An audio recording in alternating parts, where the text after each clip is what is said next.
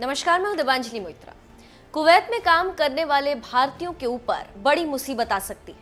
Kuwait एक ऐसा कानून लागू करने जा रहा है जिससे वहां मौजूद भारतीय कामगार बहुत प्रभावित होंगे। कुवैत की नेशनल असेंबली की कानूनी और विधायी समिति ने प्रवासी कोटा बिल के मसौदे को मंजूरी दे दी, जिससे 8 लाख भारतीय कामगारों को कुवैत छोड़ना पड़ सकता है। नेशनल असेंबली की कानूनी और विधायी समिति ने तय किया है कि प्रवासी कोटा बिल का मसौदा संवैधानिक है। दरअसल इस बिल के मुताबिक किसी भी एक देश के प्रवासियों की संख्या कुवैत की आबादी के 15% से ज्यादा नहीं होनी चाहिए। अभी ये बिल संबंधित समिति के पास विचार के लिए भेजा जाएगा। अगर ये कानून पास हो जाता है तो करीब 8 लाख भारतीयों को कुवैत छोड़ना पड़ सकता है, क्योंकि यहाँ के प्रवासी समुदाय में सबसे ज्यादा संख्या भारतीयों की। अगर कुवैत की कुल आबादी की बात करें तो ये 43 लाख है, जिसमें से 30 लाख प्रवासी हैं।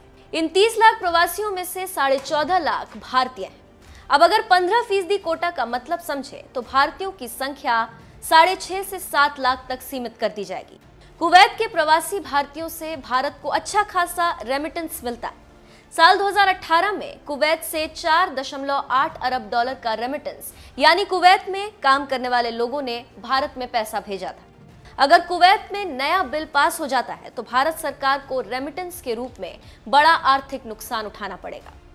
गौरतलब है कि ये कानून सिर्फ भारतीय पर ही लागू नहीं होगा, बल्कि बाहर देशों से आकर कुवैत में रहने वाले सभी भारतीयों पर लागू होगा।